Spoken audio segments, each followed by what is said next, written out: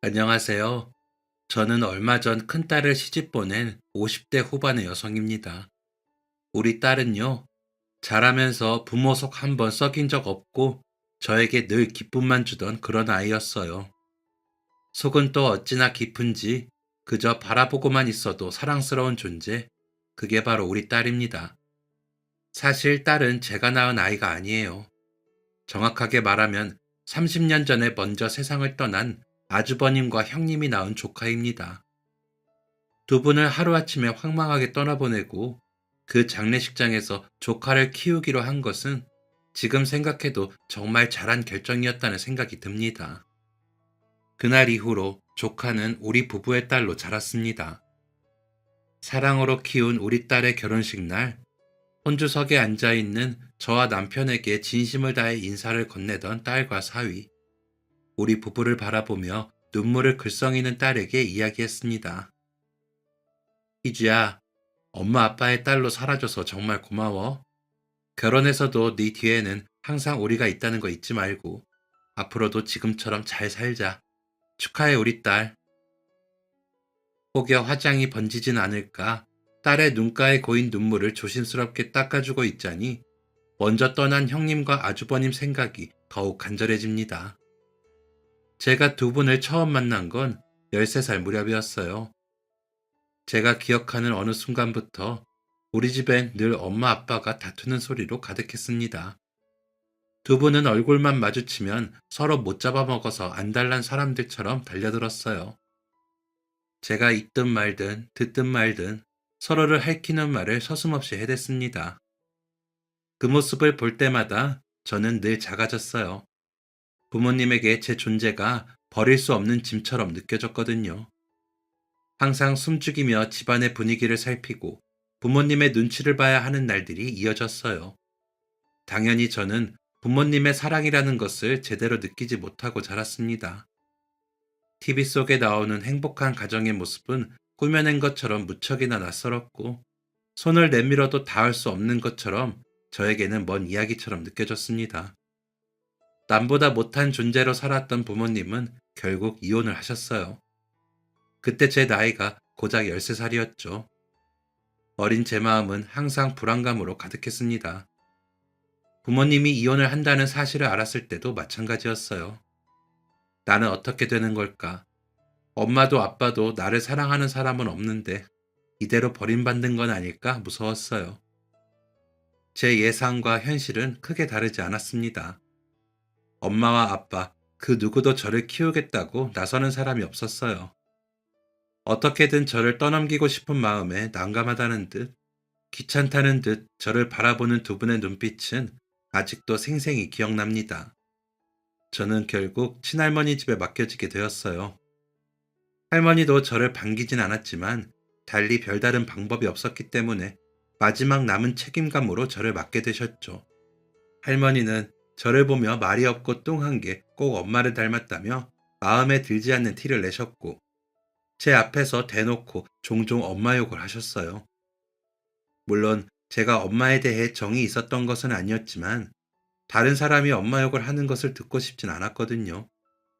하지만 이곳에서도 할머니 마음에 들지 않으면 쫓겨날지 모른다는 생각에 할머니 기분을 맞춰드리느라 아무 말도 하지 못하고 그저 웃어야 했습니다.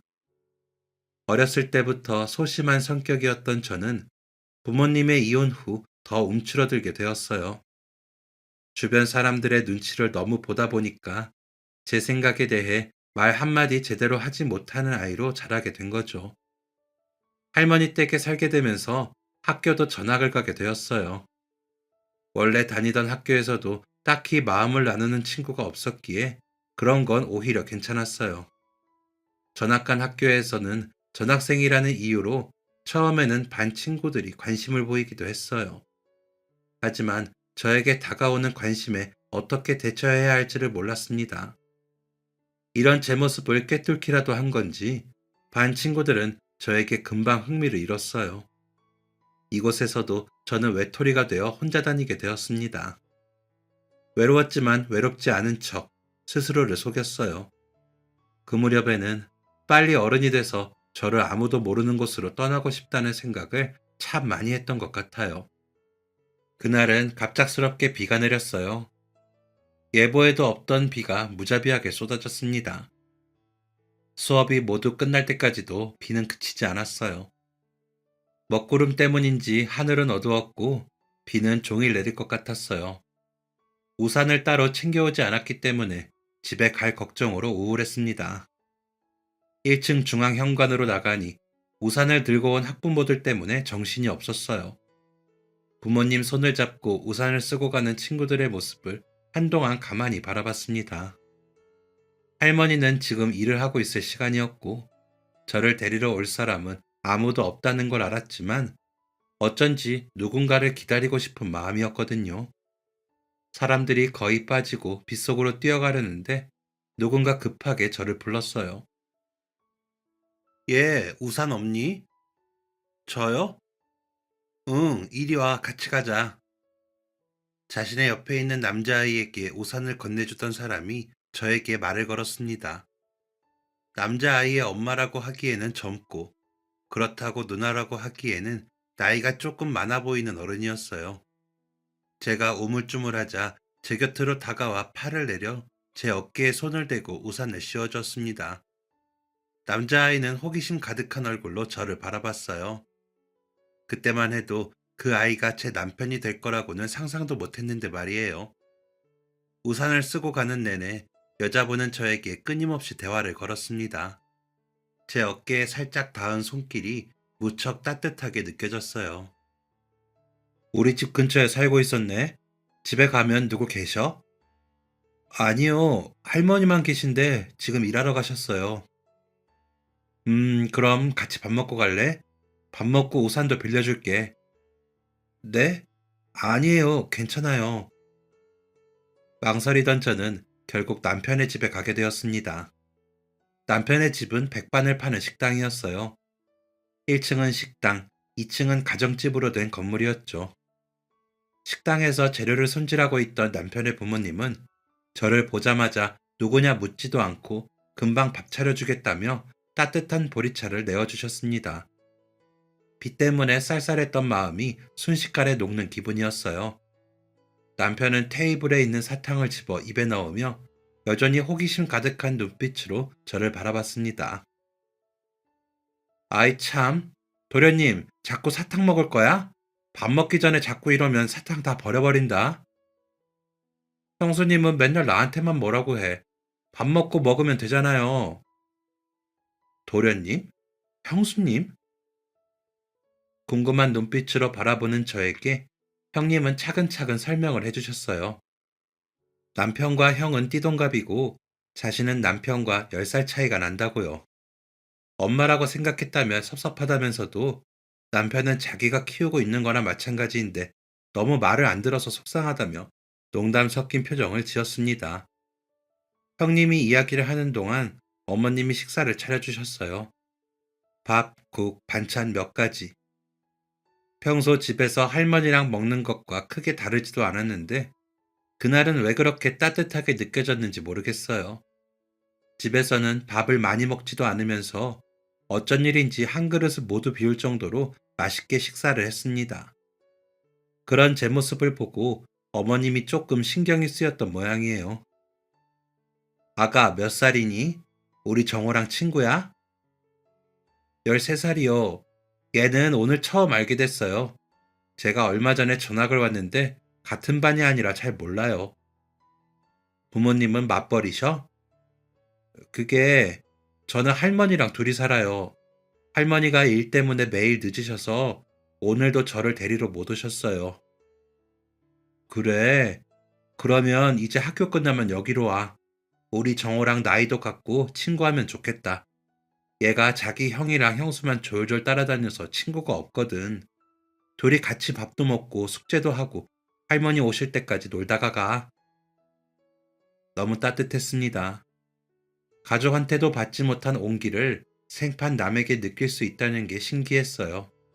눈치를 워낙 많이 보며 살았기 때문에 알 수 있었어요. 이 사람들이 나에게 하는 말은 모두 진심이구나. 다들 나를 한 명의 아이로 보살핌이 필요한 존재로 보고 있구나 하는 것을요. 그날 이후로 저에게도 갈 곳이 생겼습니다. 학교가 끝나면 남편과 저는 약속하지 않아도 교문에서 만나 함께 남편의 집으로 향했어요. 이제 저도 마음을 붙일 수 있는 어떤 곳이 생긴 것 같았습니다. 다들 잘 대해주셨지만 형님이 특히 저를 잘 챙겨주셨어요. 제가 워낙 형님을 좋아하고 따랐기 때문에 형님과는 많은 이야기를 나눌 수 있었어요. 형님은 고아원 출신이었어요. 성인이 되고 사회로 독립해서 이 식당에서 처음 일을 하게 됐대요. 갈 곳 없는 형님에게 기꺼이 방 한 칸을 내어주며 숙식까지 해결해 주셨던 시부모님. 그러다 군대에 다녀온 아주버님과 첫눈에 반해 연애를 하게 됐었고, 오래 식을 올리고 정식으로 부부가 된 거였죠. 형님은 어린 시절 너무 외롭게 살아서 지금이 너무 행복하다고 저에게도 이곳에서 지금 나이에만 경험할 수 있는 재밌는 추억을 많이 만들었으면 좋겠다는 이야기를 했습니다. 초등학교 졸업식 날도 남편 가족이 총 출동해서 저를 챙겨줬어요. 제가 졸업을 하는지 입학을 하는지 관심 없는 부모님 대신 일 때문에 신경 쓰지 못하는 할머니 대신 저를 챙겨준 건 남편의 가족들이었습니다. 꽃다발이라는 것도 이날 처음으로 받아봤어요. 부모님에게 버림받았다는 상처와 할머니에게도 짐 같은 존재라는 느낌 속에서 살던 저에게 남편의 가족은 처음으로 정이 뭔지 온기가 뭔지 알려주었습니다. 제 생일이 되면 따뜻한 미역국은 기본이고 제가 좋아하는 진수성찬의 케이크까지 온 가족이 모여 파티를 열어주었어요.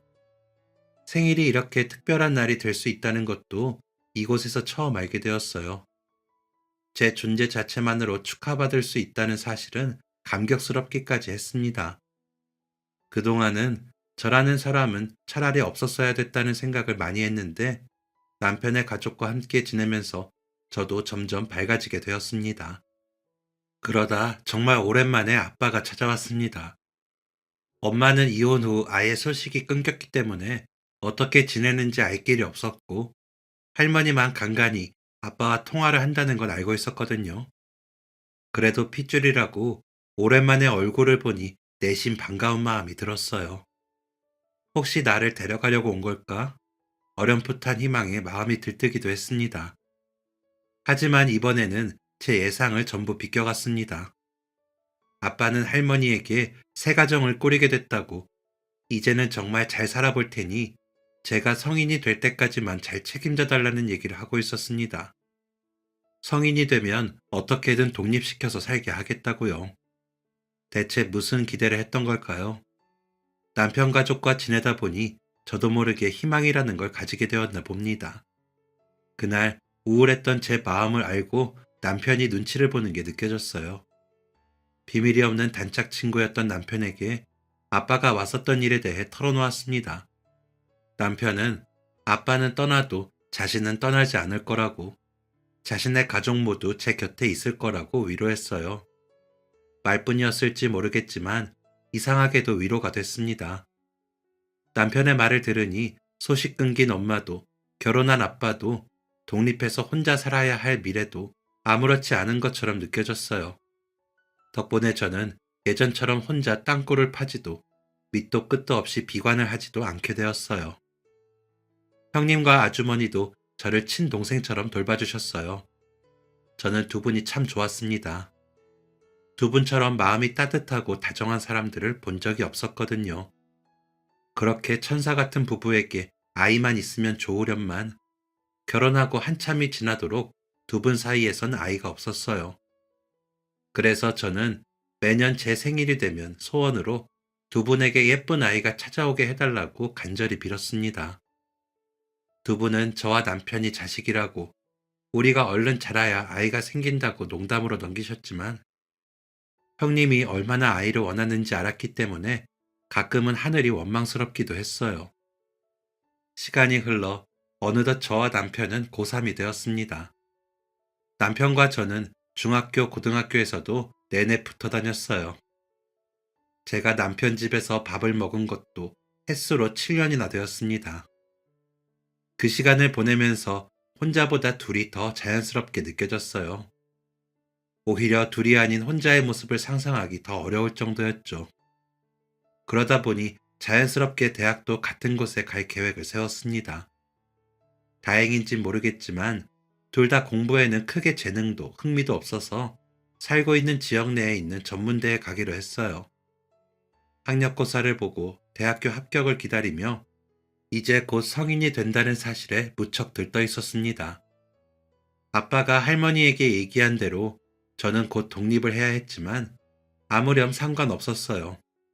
제 옆에는 남편도 남편의 가족들도 있으니까요. 그날은 시내에 들러 이것저것 필요한 걸 사고 조금 늦게 집에 돌아왔습니다. 집에 돌아왔더니 옆집 아주머니가 왜 이제 왔냐며 다급하게 말씀하셨어요. 할머니가 일 끝나고 돌아오시다가 빙판길에 심하게 넘어져서 병원에 실려가셨다고요. 너무 놀라서 허겁지겁 달려가 보니 상황은 심각했습니다. 하필 머리를 다친 게 문제였어요. 할머니 가방에 있는 수첩을 꺼내 아빠의 전화번호를 찾았어요. 몇 년 만에 연락이라 그런지 통화 연결음 소리에 맞춰 심장이 요동쳤어요. 여보세요? 저 희주예요. 응? 네가 갑자기 무슨 일로? 목소리에서도 느껴지는 난감함과 당황스러움. 저는 아빠에게 할머니의 상황을 이야기했고 제 이야기를 듣고 놀란 아빠는 병원으로 달려왔습니다. 할머니는 곧바로 수술을 받고 입원했지만 몇 주 사이에 상황이 급격히 나빠져서 결국 돌아가시게 되었어요. 할머니의 장례식을 치르는 동안 남편의 식구들이 돌아가며 저를 챙겼어요. 아빠는 저를 이렇게 챙기는 사람이 있다는 사실에 내심 놀라면서도 묘하게 안심하는 것 같았습니다. 형님은 장례식 시작부터 끝까지 제 곁을 지켜주셨어요. 할머니와 각별한 사이는 아니었지만 7년 동안 한 집에서 살았던 정이 있었는지 저도 모르게 눈물이 계속 나더라고요. 이런 슬픔의 감정은 처음이라서 무서웠는데 형님이 옆에서 잘 챙겨주신 덕분에 버틸 수 있었습니다. 장례가 끝나고 아빠는 저에게 앞으로 어떻게 지낼 거냐고 물었어요.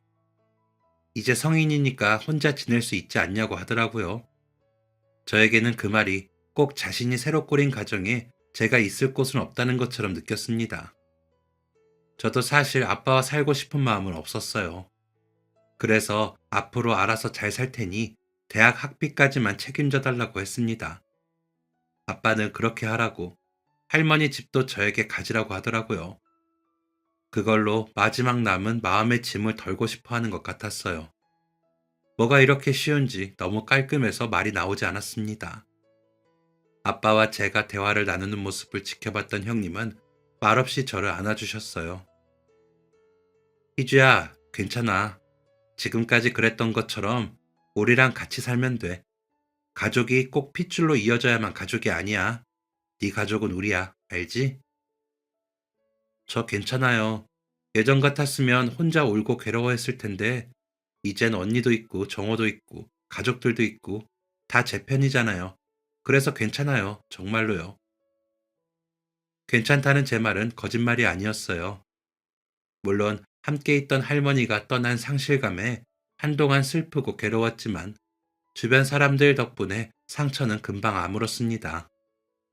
그날 이후 남편은 제 옆에서 한시도 떨어지지 않았어요. 대학 합격 발표가 나던 날 남편은 저에게 좋아한다고 고백을 했고 남편의 마음을 이미 알고 있었던 저는 그 마음을 받아주기로 했습니다. 남편이 좋은 것도 있었지만 남편의 가족이 좋기도 했어요. 저도 형님처럼 진짜 가족이 되고 싶었습니다.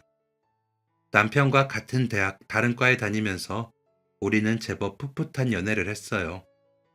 남편은 한 학기만 마치고 곧장 군대에 갔습니다. 저는 남편이 없는 사이 졸업을 했고 피부 미용을 전공해서 취업도 그쪽으로 하게 됐어요. 남편이 없는 동안에도 저는 늘 식당에 가서 남편의 가족들과 시간을 보내곤 했습니다. 제가 열심히 일을 하는 동안 남편은 제대를 했고 곧장 복학해서 서둘러 졸업을 했어요. 제대 후 바로 결혼하고 싶다는 남편에게 제가 학교는 졸업해야 결혼한다고 했거든요. 저와 남편도 형님과 아주버님처럼 조금은 이른 나이에 결혼식을 올리게 되었습니다. 법적으로 남편과 가족이 되고 제 마음은 더 안정을 찾게 되었어요. 가족들은 저를 더욱 아껴주었고 집안엔 웃음이 끊이지 않았습니다. 다만 호칭을 바꾸는 것이 어색해서 적응하느라 애 좀 먹었던 기억이 나네요. 그리고 우리 집에 기적 같은 일이 생겼습니다. 형님과 아주버님에게 그토록 바랐던 아기 천사가 찾아왔거든요. 가족들은 제가 복덩이라고 저랑 결혼하자마자 아기가 생겼다며 기쁨을 감추지 못했습니다. 겉으로는 괜찮다고 해도 누구보다 마음고생했을 형님이 좋아하던 그 얼굴은 평생 잊을 수가 없어요. 저와 남편은 제가 원래 살던 집에서 신혼생활을 시작했지만 집보다 시댁에서 더 많은 시간을 보냈어요. 달마다 배가 불러오는 형님 대신 틈날 때마다 식당 일을 도우며 예쁜 조카를 기다렸습니다. 그리고 마침내 형님은 무사히 출산을 했어요. 조카는 형님과 아주버님을 쏙 빼닮은 예쁜 공주였습니다. 집안에 아기 울음소리가 들리니 더없이 행복했어요. 식구들 모두 육아 도우미를 자처하며 형님과 함께 아기를 돌봤습니다. 제 팔뚝만한 존재가 꼬물거리는 모습을 볼 때마다 무척 신기했어요. 이렇게 작고 어여쁜 존재를 어떻게 사랑하지 않을 수 있을까요?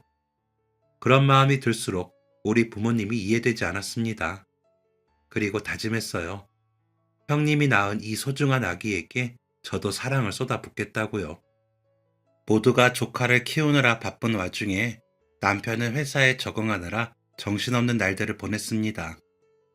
전문대를 졸업하고 일반 회사에 취직을 했는데 어찌나 회식이 많은지 사회생활 한다는 핑계로 항상 술에 취해 들어왔어요. 즐겁게 마시는 거면 모르겠는데 술만 마시고 오면 항상 피곤하다며 힘들어하는 모습을 보니까 슬슬 걱정되더라고요.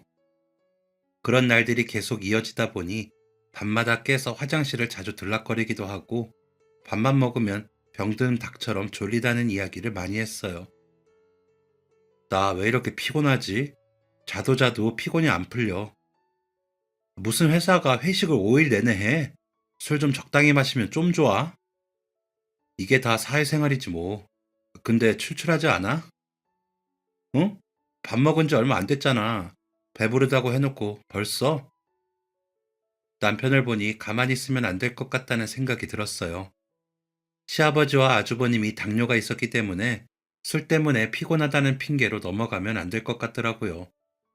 혹시나 하는 마음에 병원에 갔는데 아니나 다를까 당뇨병 초기 진단을 받게 되었습니다. 집에서는 매일 약을 먹으며 관리를 해야 했어요. 병원에서는 먹어도 되는 것, 안 되는 것, 평소 어떤 운동을 해야 하는지까지 친절하게 안내해 주셨어요. 남편은 당뇨병 진단을 받았다는 사실에 괴로워했습니다.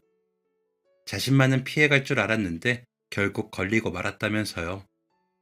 시댁 식구들 반응도 남편과 비슷했어요.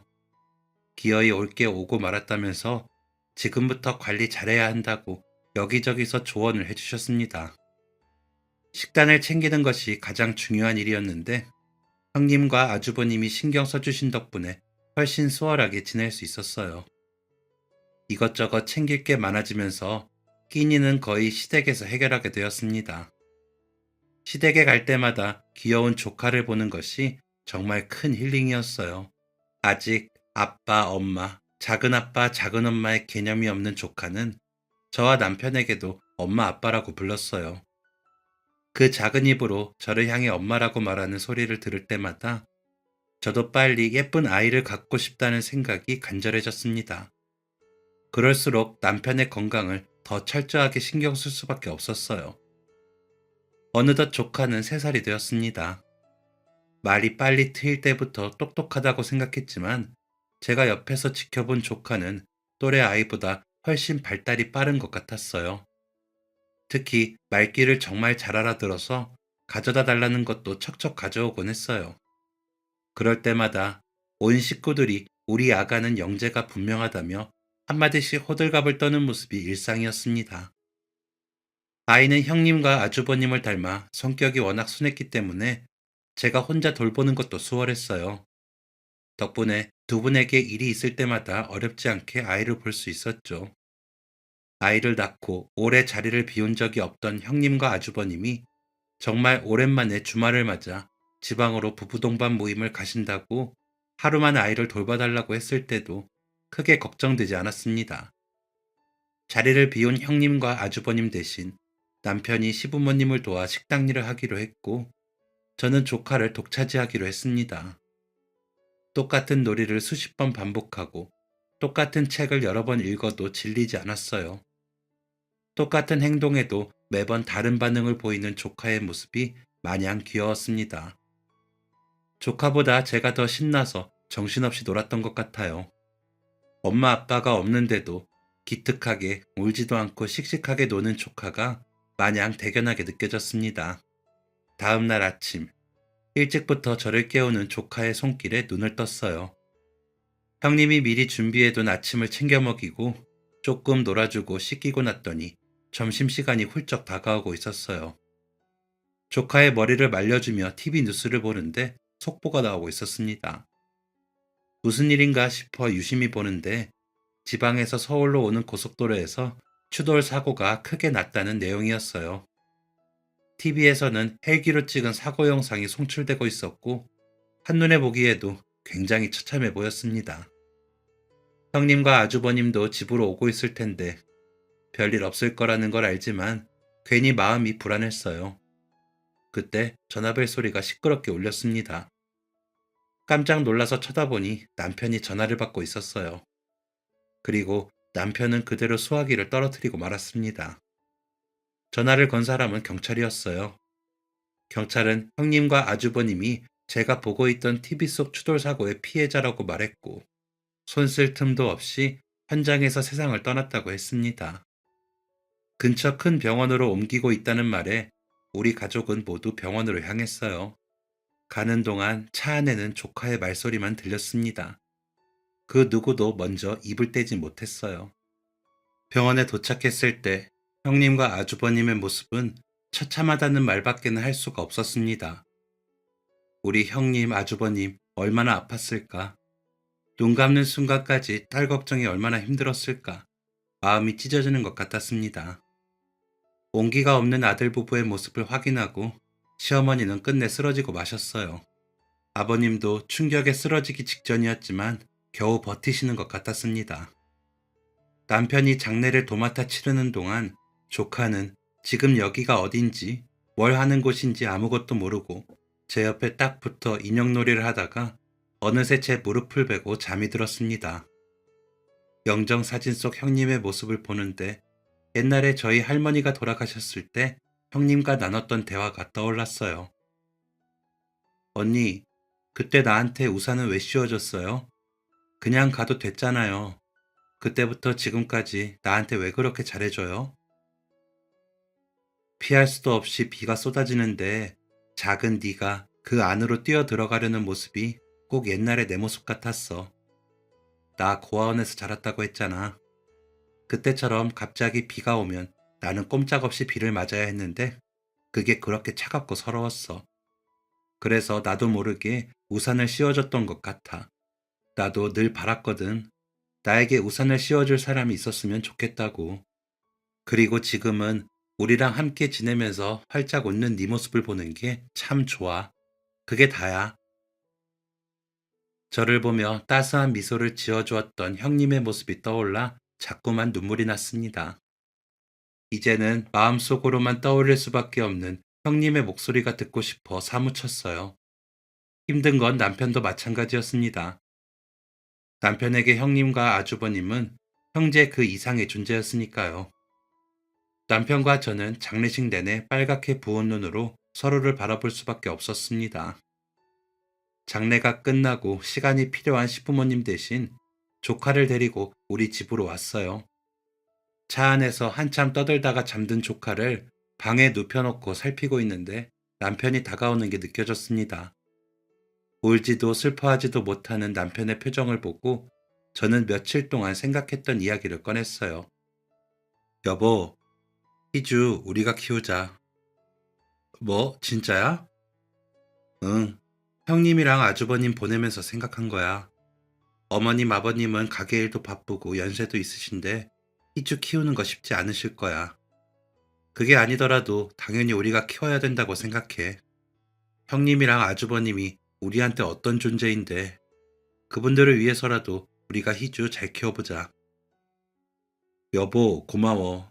사실 나도 내가 키우고 싶다고 생각했는데 당신한테 차마 입이 떨어지지 않아서 말 못했어. 근데 그렇게 얘기해줘서 고마워. 이정호, 진짜 바보네. 나를 어떻게 생각한 거야? 내가 형님이랑 아주버님한테 받은 은혜가 얼마나 큰데 그거 갚으려면 아직 한참 모자라지만 희주 잘 키우는 걸로 갚아나가자. 우리 딸처럼 정말 잘 키우자. 우리 희주 절대 외롭지 않게 부모 사랑 느낄 수 있게 우리가 잘하자. 제 말에 남편은 장례식장에서도 참아왔던 눈물을 쏟아냈습니다. 어찌나 서럽게 울던지 저까지 참을 수 없을 정도였어요. 시부모님에게도 우리 부부의 뜻을 말씀드렸고 두 분은 고맙다며 힘 닿는 데까지 본인들도 도울 테니 함께 잘 이겨내보자며 말씀하셨어요. 항상 따뜻하게 웃던 시부모님의 미소가 어쩐지 쓸쓸해 보였지만 우리가 더 노력해서 잘 사는 것만이 먼저 떠난 형님과 아주버님을 위한 일이라고 생각했어요. 그날부터 조카는 제 딸이 되었습니다. 남편은 곧바로 회사를 그만두고 시부모님과 함께 식당에서 일을 하기로 결정했습니다. 우리는 천천히 합가를 하기로 했어요. 그리고 얼마 지나지 않아 제 뱃속에 생명이 자라고 있다는 사실을 알게 되었습니다. 제가 아이를 가졌다는 사실을 알게 되었을 때 어쩐지 하늘에서 형님이 지켜주고 있다는 느낌을 받았어요. 저는 남편과의 상의 끝에 곧바로 회사를 그만두었습니다. 아직 어린 딸을 돌봐야 했기에 그만둘 생각을 하고 있었지만 아이까지 생기는 바람에 곧바로 퇴사를 하고 딸의 육아를 전담했습니다. 딸은 형님과 아주버님의 사진을 볼 때면 아빠, 엄마 하고 외쳤지만 곧장 저를 향해 엄마라고 부르며 달려오곤 했어요. 언젠가 딸이 자라서 이 모든 것을 이해하는 나이가 되면 설명해줘야겠지만 아직은 아무것도 모르는 상태로 지내게 하고 싶었어요. 저는 태교도 딸과 함께 했어요. 딸이 좋아하는 동화책을 읽어주고 함께 동네를 산책하는 이 모든 것들이 저에게는 가장 평온한 태교였습니다.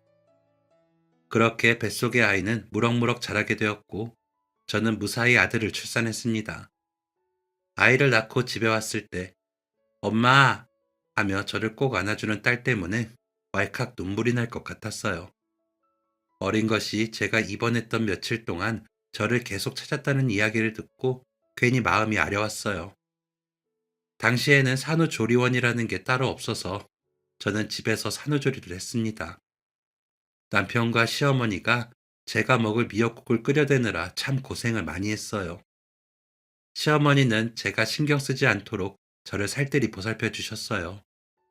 덕분에 저는 잘 먹고 잘 쉬면서 금방 회복을 했습니다. 딸은 아들이 신기한지 내 동생 이쁘다며 옆에서 눈을 떼지 못했어요. 두 아이가 함께 있는 모습을 보는데 마음이 참 따스해지는 걸 느꼈어요. 출산 후 한동안 육아 때문에 정신없이 바빴어요. 형님이 딸을 키우는 걸 옆에서 지켜보며 함께 키웠던 게 참 많은 도움이 됐습니다. 아들의 돌을 한 달 정도 앞두고 오랜만에 전 직장 동료와 만나기로 약속을 했어요. 저와 같은 시기에 아이를 낳아서 종종 연락을 주고받았거든요. 동료의 집에서 만나기로 했기 때문에 아들을 데리고 외출을 하기로 했습니다. 별거 아닌 외출인데 괜히 기분이 들떴어요. 마침 식당이 쉬는 날이라 남편이 딸을 돌보기로 해서 저도 마음 편하게 다녀오기로 했죠. 전날 늦게까지 식당 청소를 하고 들어온 남편은 아침에 제대로 눈도 뜨지 못하고 저를 배웅했어요. 여보, 다시 잠들면 안 돼. 이따 희주밥 잘 챙겨주고 당신도 잘 챙겨 먹어. 귀찮다고 걸으면 안 되는 거 알지? 알겠어. 걱정하지 마. 한두 번 해본 것도 아니고. 그냥 조금 피곤해서 그래. 희주 밥은 당신보다 더 잘 챙겨 먹일 테니까 걱정 말고. 알겠어. 저녁 전에 올 거니까 그때까지 희주랑 재밌게 놀고 있어. 희주야, 엄마 갔다 올게. 저녁에 희주 좋아하는 거 먹자. 남편에게 안겨있는 딸에게 뽀뽀를 하고 가벼운 마음으로 집을 나섰습니다. 육아에 살림에 놀러 나가는 날이 많지 않았는데 괜히 기분이 들떴어요. 동료와는 퇴사 이후 처음 만났는데도 어제 만난 것처럼 즐거웠어요. 육아라는 공통 분모가 있어서 그런지 이야기하느라 시간 가는 줄 몰랐습니다. 문득 시계를 보니 저녁 시간이 다가오고 있었어요. 동료와는 다음 만남을 기약하고 집으로 발걸음을 옮겼습니다. 오늘따라 아들도 얌전하게 잘 놀아줘서 얼마나 고마웠는지 몰라요. 그렇게 가뿐한 마음으로 집에 돌아왔는데 제 눈앞에 뜻밖의 풍경이 펼쳐져 있었어요. 남편이 딸을 끌어안고 있었고 그 옆에 시어머니가 진이 빠진 표정으로 앉아 있었어요. 순간 딸에게 무슨 일이 생긴 건가 싶어 가슴이 철렁 내려앉았습니다. 여보, 어머니, 무슨 일이에요? 희주 울어? 왜 그러고 있어? 제 목소리가 들리자 딸이 저를 향해 다가왔어요. 저는 오는 길에 잠든 아들을 한쪽에 눕혀놓고 곧장 딸을 품에 안았습니다. 방금 전까지 울었는지 온몸이 뜨끈했어요.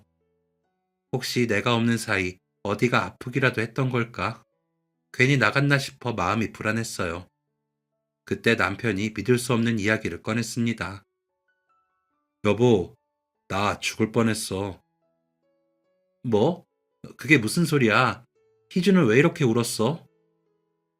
그게 당신 나가고 희주랑 한참 놀아줬거든. 배고프다고 해서 밥 챙겨주는데 내가 계속 졸린 거야. 나는 대충 먹고 희주랑 병원놀이 한다고 누워있었거든. 근데 나도 모르게 낮잠을 자버린 거지. 그 뒤에 이어진 말들은 정말 놀라웠습니다. 아이와 놀다가 완전히 잠들어 버렸던 남편. 당뇨가 있었던 남편은 요 며칠 과로가 쌓일 대로 쌓인 상태였고 식사까지 제대로 챙기지 않았던 탓에 잠든 상태에서 저혈당 쇼크가 왔다고 했어요. 그때 자신의 생명을 구한 게 바로 딸이라고요. 희주가 어떻게 알았는지 포도당 알약을 내 입에 넣어줬어. 그래서 겨우 의식 찾았고 애가 너무 울어서 엄마한테 연락한 거야. 세상에, 이게 무슨 일이야? 희주야, 희주가 아빠한테 적어줬어? 제가 포도당 알약이 들어있던 통을 가리키자 딸이 작게 고개를 끄덕였어요. 어떻게 줬냐는 말에 딸은 깜짝 놀랄 만한 이야기를 했습니다. 아빠가 아야 할 때 엄마가 줬어. 아빠 아야 해서 줬어. 엄마가 줬다고? 제 말에 딸은 다시 한번 고개를 끄덕였습니다. 기억을 더듬어 봐도 제가 남편에게 포도당 알약을 준 적은 없었어요. 당뇨 진단을 받았던 초반에 가끔 혈당이 떨어졌을 때 먹으라고 챙겨준 적은 있었지만 남편은 약 먹는 것도 식단을 하는 것도 금방 적응해서 문제 없었거든요. 딸을 키우고 난 뒤에는 더더욱 그럴 일이 없었고요. 대체 내가 언제 줬다는 거지? 기억을 되짚는 사이 시어머니가 뭔가 생각난 듯 말씀하셨어요. 어머 세상에, 희주가 자기 엄마 모습을 기억하나 보다. 네? 형님이요? 응. 희주 애비가 일이 힘들고 잘 못 챙겨 먹고 그럴 때가 많아서 저혈당이 자주 왔거든. 그때마다 큰애가 저 약통에서 약을 줬었어. 저거 기억나지? 희주 엄마가 정호 당뇨 판정 받았을 때 혹시 모르니까 상비해두라고 챙겨준 거. 그거랑 똑같은 통이 집에 있었거든. 자기 아빠 못 일어날 때마다 엄마가 챙겨준 거 보고 희주가 그걸 기억했나 보다. 저 어린 것이 그걸 기억했어. 그걸. 아, 형님. 시어머니의 말을 들으니 선명하게 기억이 났습니다.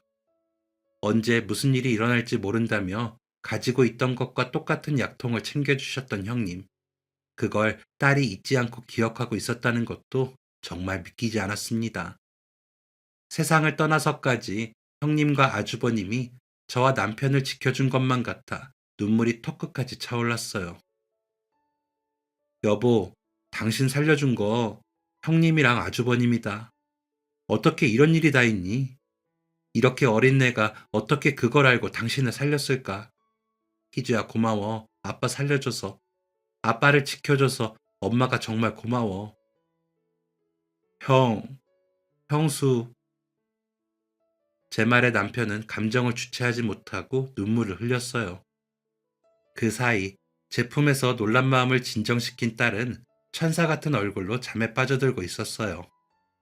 깊은 잠에 빠진 아들 옆에 딸을 눕히고 우리 부부는 간만에 형님과 아주버님과의 추억을 떠올리며 이야기꽃을 피웠습니다. 시어머니도 옆에서 거들면서 두 분이 떠나고 정말 오랜만에 편안하게 이야기를 나눴던 것 같아요.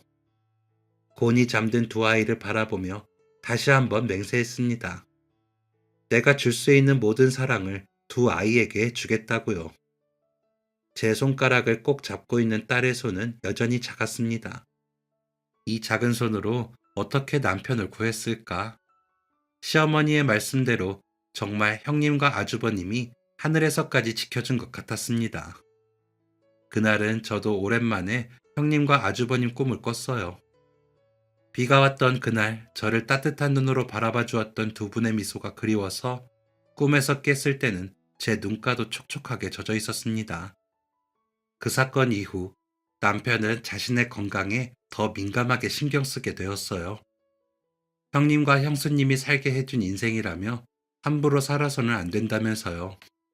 남들이 보기에는 유난스러울 정도로 건강에 신경 쓰는 모습이었지만 저는 그 모습이 슬프기도 하고 기특하기도 했어요. 그 후 우리 가족의 삶은 무탈하게 흘러갔어요. 딸은 유치원에 다니게 되었고 아들도 누나를 졸졸 따라다니며 하루하루 즐겁게 살아갔습니다. 아이들이 자랄수록 슬슬 제 마음속에도 고민이 생겨났어요. 원래 생각했던 대로 다시 취직을 해야 하는지, 그게 당시에 가장 큰 고민이었죠. 남편에게 이런 제 이야기를 했더니 조심스럽게 이야기하더라고요. 정 일을 하고 싶다면 식당에서 함께 일을 하면 어떻겠냐고요.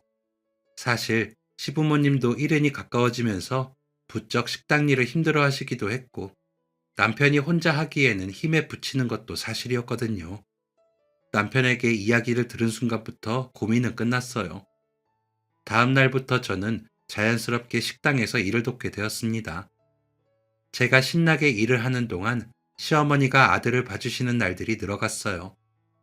남편과 함께 식당을 운영하면서 저도 나름대로 욕심이 생겼던 것 같아요. 분명 남편처럼 당뇨로 고생하는 사람들이 많을 텐데 그 사람들이 편하게 먹을 수 있는 식단을 메뉴로 만들면 좋지 않을까?